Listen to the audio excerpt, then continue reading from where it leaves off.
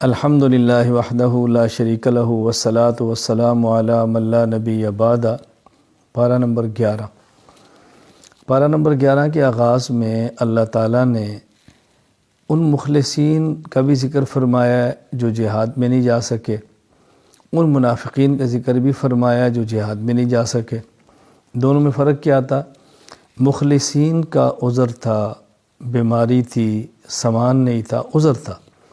منافقین کا عذر نہیں تھا، ہیلے بہانے تھے، اور وہ ہیلے بہانے تراش کر جہاد میں نہیں گئے اور اس پر بھی اندر سے خوش ہیں، اور مخلصین بیچارے عذر کی وجہ سے نہیں گئے پھر بھی رو رہے ہیں اور پیغمبر پاک صلی اللہ علیہ وسلم سے معذرت کر رہے ہیں، اللہ تعالیٰ سے استغفار فرما رہے ہیں۔ تو دونوں میں فرق کتنا ہے؟ مومن سے گناہ ہو جائے تو مومن تڑپتا ہے، منافق سے گناہ ہو جائے تو منافق اس کو اپنی چلاکی سمجھتا ہے۔ پھر آگے اللہ رب العزت نے دو قسم کی مسجدوں کا ذکر فرمایا جو مدینہ منورہ بنی ہے۔ ایک تو مسجد قباء ہے جس کے بارے میں ارشاد فرمایا ہے اسس بنیانہ علی تقوی۔ ایک تو یہ مسجد ہے جس کی بنیاد تقوی، پرہیزگاری، دین، خدمت دین ہے، اور ایک مسجد والذین اتخذوا مسجدا ضرارا جو منافقین نے بنائی ہے مسلمانوں کے خلاف سازش کرنے کے لیے۔ تو مسجد تو وہی ہوتی ہے جو اللہ کی عبادت کے لیے ہو، وہ مسجد تھوڑی ہے جو سازش کے لیے ہو۔ اس مسجد ضرار کو پھر گرانے کا حکم بھی دیا گیا ہے۔ تو دونوں قسم کی مسجدوں کا ذکر کیا ہے۔ پھر اسی جگہ پہ اللہ تعالیٰ نے ان لوگوں کا بطور ذکر فرمایا جو طہارت کا بہت زیادہ خیال کرتے ہیں، یعنی فراغت کے بعد اس دور کے حساب سے وہ مٹی بھی استعمال کرتے اور پانی بھی استعمال کرتے۔ آج کے دور میں پانی بھی استعمال ہوتا ہے اور مزید خشک کرنے کے لیے ٹیشو بھی استعمال ہوتا ہے۔ تو ایسے حضرات کی اللہ پاک نے مدح اور تعریف فرمائی۔ پھر اللہ رب العزت نے اس میں بہترین ایمان والوں کو نسخہ دیا ہے متقی بننے کا۔ فرمایا اگر تم متقی بننا چاہتے ہو تو بہترین نسخہ یہ ہے کہ متقین کے ساتھ رہو، اور یہاں متقین کے لفظ صادقین فرمایا ہے، یعنی وہ لوگ جو صادق فتقوی ہیں جن کی خلوت اور جلوت ایک جیسی ہے۔ تو متقی بننے کا سب سے آسان اور بہترین نسخہ متقین کے ساتھ رہنا ہے۔ پھر اس سورت کے آخر میں اللہ رب العزت نے پارہ نمبر 11 سورہ توبہ کے آخر میں رسول اکرم صلی اللہ علیہ وسلم کے بارے میں ارشاد فرمایا کہ ایسا پیغمبر ہم نے تمہیں دیا ہے جو تم میں سے ہیں اور افضل ہیں، اور ایسا پیغمبر دیا ہے کہ جس کو تمہاری تکلیف پر تکلیف محسوس ہوتی ہے، تمہاری دنیا اور آخرت کے بارے میں بہت حریص ہے، رؤوف رحیم، اور وہ تمہاری مشقت پہ دکھ محسوس کرتے ہیں، تمہارے لیے تڑپتے ہیں، تمہارے لیے مہربان ہیں۔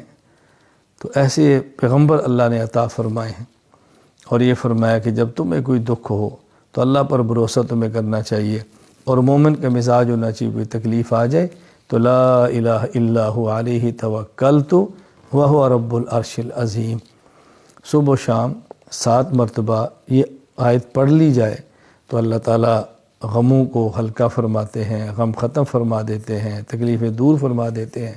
حسبی اللہ لا الہ الا هو علیہ توکلت وہو رب العرش العظیم۔ سورہ یونس، کیونکہ اس صورت میں بطور خاص حضرت یونس علیہ السلام کا ذکر ہے، ان کی قوم کا ذکر ہے، اس لیے سورت کا نام ہی سورہ یونس ہے۔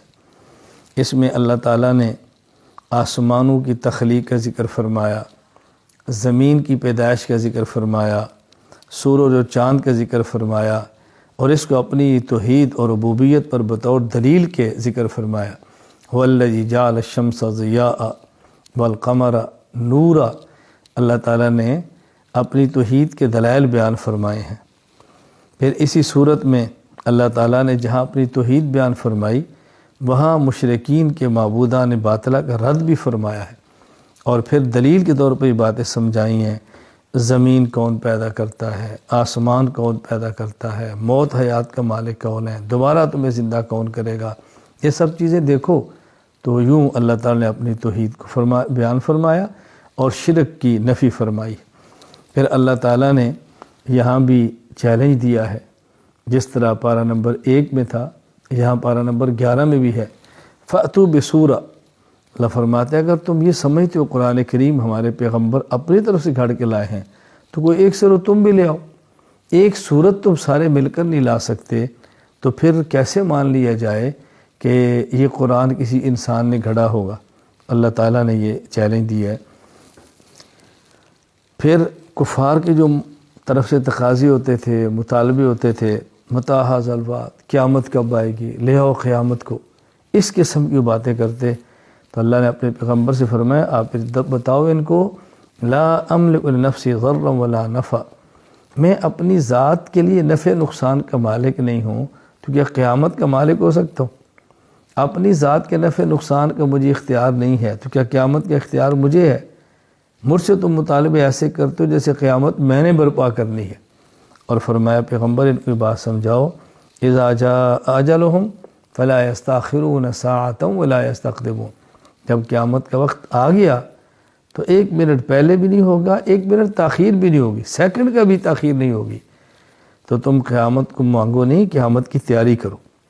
پھر اس بارے میں اللہ تعالیٰ نے اور اس سورہ یونس میں حضرت نوح علیہ السلام کا ذکر فرمایا ہے، حضرت موسیٰ علیہ السلام کا ذکر فرمایا ہے، موسیٰ کے مد مقابل فرعون کو بیان کیا ہے، اور ظالم نے کوشش کی، بدبخت نے مقابلہ کیا، بالآخر ہلاک ہو گیا۔ اور جب موت کا وقت آیا تو اسی فرعون نے پھر کہا کہ میں ایمان لاتا ہوں اس خدا پر جس پر بنی اسرائیل آئے ہیں، تو اللہ نے فرمایا الآن، ابھی ایمان لانے کا کیا وقت، اب تو موت دیکھ لی ہے تم نے، ملک الموت آ گیا ہے اور روح نکلنے لگی ہے، ایسی حالت کا ایمان معتبر نہیں ہوتا۔ فَالْيَوْمَ نُنَجِّيكَ بِبَدَنِكَ، اللہ تعالیٰ نے فرعون کو غرق کیا اور اس کے بدن کو محفوظ کر دیا ہے تاکہ قیامت تک آنے والے لوگ اس سے عبرت حاصل کریں کہ یہ شخص ہے جو بادشاہی اور بادشاہ ہونے کے بعد خدائی کے دعوے کر رہا تھا اور اس کا انجام دیکھو کیا ہوا ہے۔ پھر اللہ تعالیٰ نے حضرت یونس علیہ السلام کی قوم کا واقعہ بیان فرمایا کہ حضرت یونس علیہ السلام کی قوم نے عذاب کے آثار کو دیکھا تو دعا مانگی تو اللہ تعالیٰ نے ان کی دعا کو قبول فرما لیا۔ ایک ہوتا ہے روح نکلنے لگنا، ملک الموت کا پہنچ جانا اور بالکل موت کو یعنی یوں پورا یقین ہونا کہ آدمی مرنے لگا ہے اور ملک الموت آ گیا ہے، روح نکلنے لگی ہے، اس وقت کی توبہ تو قبول نہیں ہوتی، لیکن جب عذاب کے آثار کو دیکھا جائے، موت کے آثار کو دیکھا جائے، ایسے موقع پر توبہ کریں تو توبہ قبول ہو جاتی ہے۔ تو حضرت یونس علیہ السلام کی قوم کی بھی اللہ تعالیٰ نے توبہ قبول فرما لی تھی۔ پھر ایک اصول بیان فرمایا، فَمَنِ اهْتَدَىٰ فَإِنَّمَا يَهْتَدِي لِنَفْسِهِ وَمَنْ ضَلَّ فَإِنَّمَا يَضِلُّ عَلَيْهَا، جو شخص ہدایت کا راستہ اختیار کرتا ہے اس کا فائدہ اسی کو ہوگا، جو ضلالت اور گمراہی کا راستہ اختیار کرتا ہے اس کا نقصان بھی اسی کو ہوگا، وبال اس پر ہوگا۔ تو یہ نہ سمجھیں کہ میری گمراہی کا کسی اور کو نقصان ہے، جو گمراہ اس کو نقصان ہوگا، اس لیے ہدایت کا راستہ اختیار کرو اور ضلالت کے راستے سے بچو۔ آخر میں اللہ تعالیٰ نے اپنے پیغمبر پاک کو اور پیغمبر پاک کے واسطے سے تمام داعی، مبلغین اور دین کا کام کرنے والوں کو بات سمجھائی ہے کہ دیکھو جو وہی پیغمبر پر آئی ہے، نبی کو حکم ہے تم اس کی اتباع کرو اور باقی صبر سے کام لو، فیصلہ تو اللہ نے کرنا ہے۔ یہی بات آج دین کے کام کرنے والوں کو، دین پر چلنے والوں کو مد نظر رکھنی چاہیے۔